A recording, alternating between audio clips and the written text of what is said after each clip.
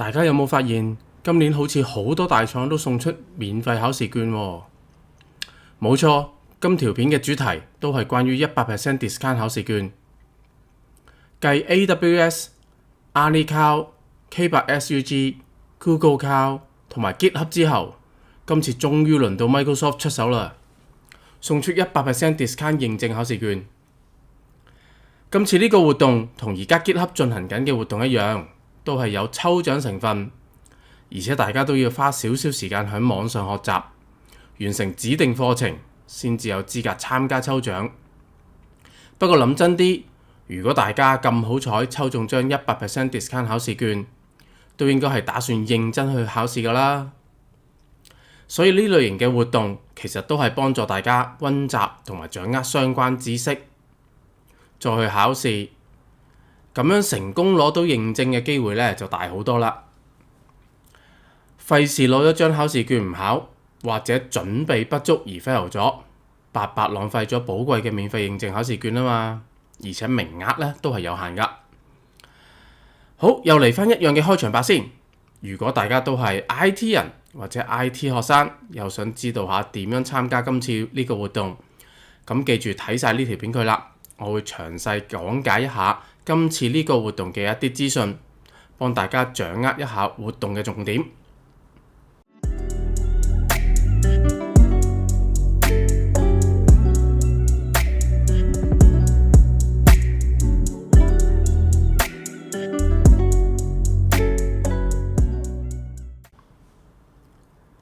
大家好，歡迎嚟到 Ken 講講 IT。早幾日阿 Ken 啱啱有個朋友問我有冇 Microsoft 免費考試嘅活動，佢話想考返張 Microsoft 嘅 certificate。阿 Ken 當時仲回覆嗰位朋友話暫時未聽到有送，但係跟住阿 Ken 隔幾日咧就收到呢個活動嘅消息啦。今次呢個活動係叫做 Microsoft AI Skill Fest， 唔知大家知唔知啦？今年係 Microsoft 成立50週年，而且佢哋喺今年嘅 Microsoft AI Skill Fest 入邊咧，加入咗一啲同50有關嘅元素去同大家慶祝。好，第一樣就係 Microsoft 想同大家一齊參與去挑戰一個健力士世界紀錄，目標係喺24小時之內最多人參與唔同 level 嘅線上 AI 課程。而第二樣啦，就係今次嘅主角啦，喺50日內派出5萬張100% discount 考試券，係咪好吸引呢？咦，係喎，好在係派100% 而唔係派50% 嘅 discount 啫。好，咁日期裏邊呢，就會係由呢個2025年嘅4月8號至到5月28號呢50日裏邊呢，就係成個活動嘅日子啦。咁呢個活動咧，最主要嚟講咧，其實係俾唔同嘅人啦。咁啊，包括咗第一類係屬於 technical 嘅一啲 professional， 咁大家可以咧通過一啲唔同嘅線上課程啦，咁就可以咧去深入咁樣咧去了解一下關於 AI 嘅一啲 skills 啦，或者 AI 嘅 security 啦，或者係 Microsoft Azure 上面 AI 最新嘅一個service 啦，叫 Foundry 啦。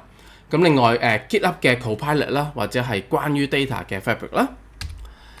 咁另外啦 ，for business 嘅 professional 啦，咁啊亦都係需要咧知道一下其實 Microsoft 喺 AI 嗰個方向啦，關於 Copilot 點樣可以去 simplify 到，或者係可以俾到一啲 idea 去完成一啲嘅 task 佢啦。咁從而令到佢可以增加咗，或者係可以做到多啲嘅 business 可以話係。咁另外第三類啦就係 for student 啦，咁啊 student 嚟講當然啦，因為 AI 已經出咗嚟去個 market 度啦，咁啊大家準備讀完書嘅時候要出嚟投身社會咧，其實都係少不免咧，都一定係要有相關 AI 嘅一啲skills 或者 knowledge 噶啦。咁另外啲 business 嘅 leader 啦，點樣去睇翻 AI 帶嚟嘅一啲唔同嘅一啲機遇啦，咁亦都係咧喺今次呢個活動裏邊咧，都係主要嘅針對嘅一個對象啦。好，咁而講翻呢個健力士世界紀錄大全啦，呢個紀錄啦，咁主要嚟講啦，頭先講過就話喺24小時之內啦，係想有最多嘅人參與唔同 level 嘅線上 AI 課程嘅。咁所以咧都係目標咧，就係要喺24小時之內咧係要完成咗佢㗎。咁而 start 嘅時間咧喺香港嘅時區嚟講嘅話咧，就會係2025年嘅4月8號，下個禮拜二嘅。咁啊一路去到咧2025年4月9號啦，即係第二日啦，星期三嘅朝頭早7點鐘。咁而完成咗，如果其實只係需要應該 attempt， 因為個活動詳情都唔太知，咁所以咧其實咧個詳情啦，可以話係到時先至會知道，其實係要 attempt 幾多個 sessions 啦。咁我假設咧就係而家只係需要咧就係 attempt 一個 session。咁如果你 attempt 咗呢個 sessions 嘅話咧，咁就應該咧係會攞到一個好 special 嘅一個 badge 嚟嘅。咁個 badge 咧當然啦，其實就如果係健力士世界紀錄嘅話就係呢個 badge 啦。咁但係咧應該 Microsoft 咧係會整特登 for 呢個 event 嘅呢一個特別嘅健力士世界紀錄嘅一個 badge。咁所以咧到時大家去睇一睇啦。好，咁另外啦，今次嘅活動主角5萬張100% off 嘅考試券，咁點樣先可以咧攞到或者係參與到咧？頭先都講過噶啦。首先第一件事，你要咧喺其中一個嘅 challenge 裏邊去話要 take 呢一個嘅 challenge。咁而 under 呢個 challenge 裏邊咧就會牽涉咗一堆嘅 AI 嘅課程，咁就 online 噶啦。咁然之後，當你完成咗所有課程之後，咁你咧亦都係完成咗呢個 challenge 㗎。咁你跟住咧就可以咧去網上咧填翻一張 form，就話你已經完成咗呢個 challenge。咁當然啦，同一時間 Microsoft 喺佢嗰邊咧都會係 check 翻你係咪完成咗呢一個 challenge 嘅。咁之後咧就會參加翻一個每個星期嘅一個抽獎，咁就會抽有唔同嘅數量嘅人去攞到呢一個100% off 嘅 discount 嘅考試券啦。咁而留心少少嘅咧，就係每一個 account 啦 ，suppose 嚟講咧就只可以有一張嘅入場券去抽呢一個100% off 嘅考試券啦。好，咁而個 challenge 係有邊幾類咧？咁其實係有畫面上面見到咧呢7類嘅 challenge 嘅。咁第一類咧就係Microsoft 最新嗰個service 啦，咁就係 AI 嘅 Foundry 啦。咁就有一個 challenge 啦。咁第二個咧就係Fabric 嘅 Data Engine 嘅一個 challenge 啦。第三類咧就係 AI Power Application， 咁啊應該係做一啲 architecture 上面嘅嘢啦。點樣去寫 application 嘅時候，你個 architecture 應該點樣做啦？咁啊第四個就係 Azure 同埋 AI 嘅 workloads 啦。咁啊去等你去可能migrate一啲 existing 嘅 application 上嚟用 Azure 嘅時候，或者係加埋用埋 AI 嘅時候，應該點樣樣啦？另外再 protect data in the age of the AI， 咁就話咧，因為牽涉 AI 都會牽涉好多 data 嘅，咁我哋點樣去 protect 咗佢啦？咁係屬於一啲 security 嗰方面嘅一個 challenge 嚟嘅。咁而第六個咧就係話牽涉咗Copilot 裏邊，咁我哋點樣去做一啲 security 上面嘅嘢？點樣去 protect 到一啲去防止同埋去response to 一啲 cyber 嘅 attack 啦？咁啊都係一個 challenge 啦。咁另外第7個亦都係最後一個啦，咁就係關於 Microsoft 365 Copilot Chat 同埋 Microsoft Teams 裏邊嘅一啲可以 create app 啊 ，create 一啲 agents 啊，點樣去夾翻 AI 啊，去做一啲唔同嘅一啲app 係喺個 Teams 上面啦。咁啊，亦都係一個其中最後一個嘅 challenge 啦。好，咁而有關呢幾個 challenge 嘅連結咧，其實我亦都會喺翻呢條片嘅 descriptions 嗰度咧係會擺翻嘅，咁到時大家咧可以直接抄翻佢啦，唔需要特登話去再打翻呢一堆嘅 link 嘅出去個包撒度啦。咁另外啦，送出嘅考試券可以考邊一啲嘅 exam？ 咁呢度咧就係我 list 咗出嚟所有係有參與呢一個活動嘅一啲 exam， 咁包括咗係有 AI 裏邊嘅啦，有 Azure 嘅啦，有 security 啦，有 data platform 啦，有 Microsoft 365啦，同埋呢個 Power Platform 嘅。咁大家有興趣嘅時候咧，可能咧就再慢慢去研究一下啦。好，好，你會見到啦，其實咧都會牽涉咧好多咧係屬於 data platform 嗰方面嘅一啲考試咧，都係參加喺今次活動裏邊嘅。咁啊，因為主要嚟講咧，其實AI 都係會離不開咧係 data 噶啦，咁所以咧今次亦都係牽涉咗好多 data 嘅 exam。咁另外啦，至於抽獎其實係會有唔同嘅星期，頭先講過啦，每星期會抽一個數量嘅人去攞到呢一個100% 嘅 discount 嘅考試券。咁第一個禮拜咧就會係由4月8號至到4月16號，咁咧就係會抽1萬張，咁然之後咧連續4個禮拜咧就會抽5000張嘅，跟住到第6個禮拜咧就會再抽翻1萬張，到第7個禮拜啦，亦都係1萬張噶。咁至於時間方面咧，開始同 end 嘅時間咧就會係由凌晨嘅0時啦，就去到第二日係應該係同一日啦，即係應該話去到嗰個end day 最後嗰日嘅香港時間嘅話咧，就會係啱啱可以下午嘅59分嘅。咁至於點解咁啱得咁巧係咁樣咧？其實係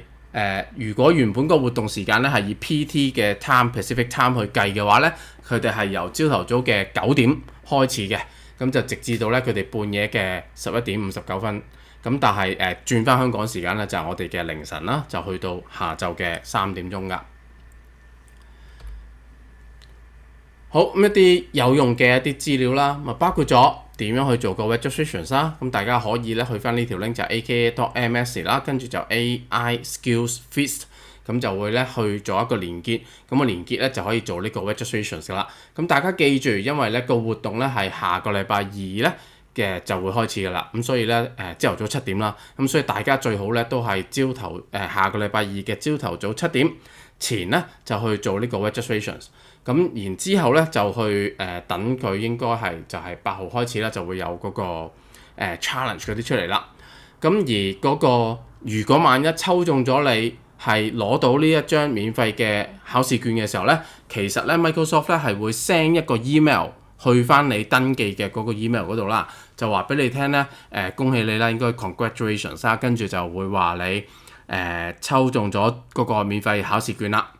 咁咧，而嗰張考試券咧，無論你係第幾個禮拜抽中啦，佢嗰個 expire date 咧都會係2025年嘅6月21號嘅。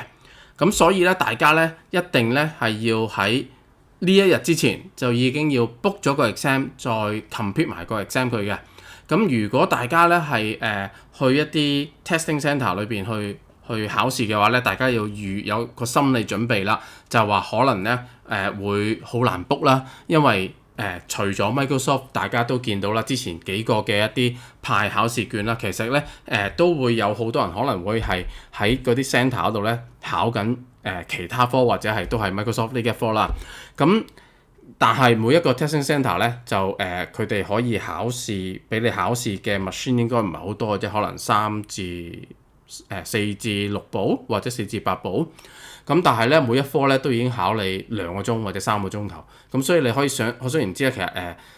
available 嘅時間俾你去 book 咧，其實就未必咁多嘅。咁但係咧，如果你係 online 考試嘅話就會好啲啦。咁但係就可以任何時間咧都可以去考嘅，只要你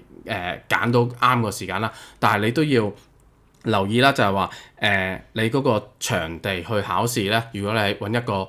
online 去考嘅話咧，你要記住你要揾一個好安靜嘅地方啦，唔可以有任何聲音嘅。如果有聲音出現咗嘅話咧，佢有個監考嗰個人咧，佢會有權話取消咗你考試嘅資格嘅，即刻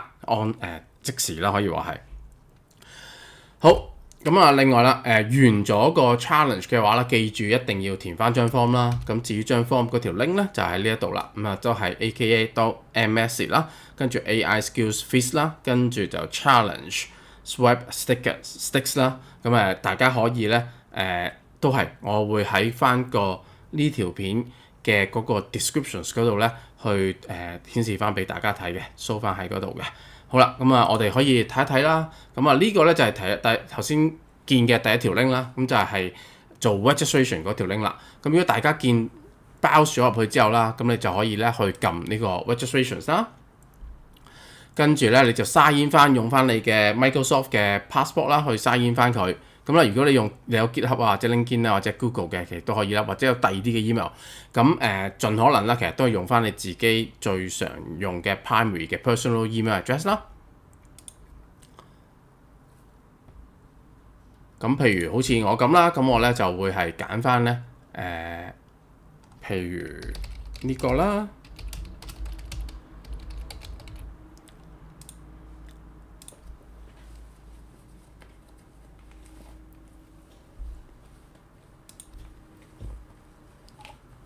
好，咁跟住咧就會收到個 2FA 啦，即係再多重認證啦。跟住咧我就開翻嗰個認證個 app，就入翻呢個54呢個碼。咁跟住咧，佢就會應該咧要你咧去填翻一啲你嘅資料啦。咁呢度由於唔係去課你考試嘅，因為應該到時係會嗰個 voucher 咧係 send email 俾你㗎，咁所以咧你都係報考試嘅時候咧，先需要入翻就係同你身份證上面嘅 first name 啦，同埋 last name 係一樣嘅。咁喺呢度咧應該係唔需要嘅。咁但係咧你如果安全少少，你都可以填翻啦。咁但係好似我都冇填到係我原本個真正嘅名啦。咁另外咧佢會問你咧係唔係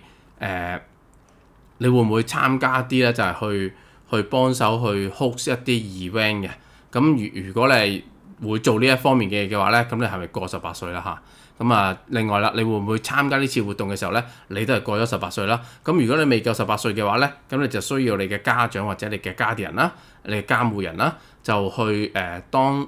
收到呢一個 voucher 嘅時候咧，可能佢話有啲 form 要你填翻嘅，咁你就要填翻張 form 佢啦，就叫翻你嘅 parents 啊，或者係叫翻你個家啲人啦。咁跟住咧就再撳 submit 咧，咁就會咧係做咗呢個 registration 先啦。咁而至於張 form 啦，當你真係做完個 challenge 之後啦，咁你咧就需要咧係去填翻呢一張 form 上面嘅嘢，包括咗你喺 Microsoft Learn 上面嗰個 username 係邊一個名啦。咁你可以去翻 Microsoft Learn 裏邊，然之後去睇一睇嘅。咁我都可以咧，譬如話喺呢度睇啦。咁sign in 啦，咁用翻同頭先 sign in 咗個 account 啦，跟住撳去個 profile， 跟住咧應該喺 profile 呢度就已經係啦，或者係 settings，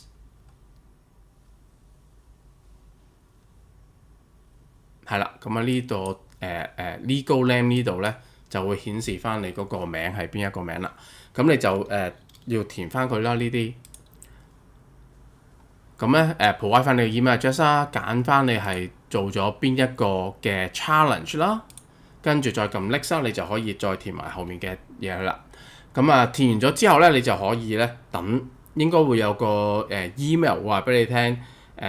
收到你個 submissions 啦，跟住你就會等抽。咁如果抽中你嘅，就會有再另一封嘅 email 俾你啦。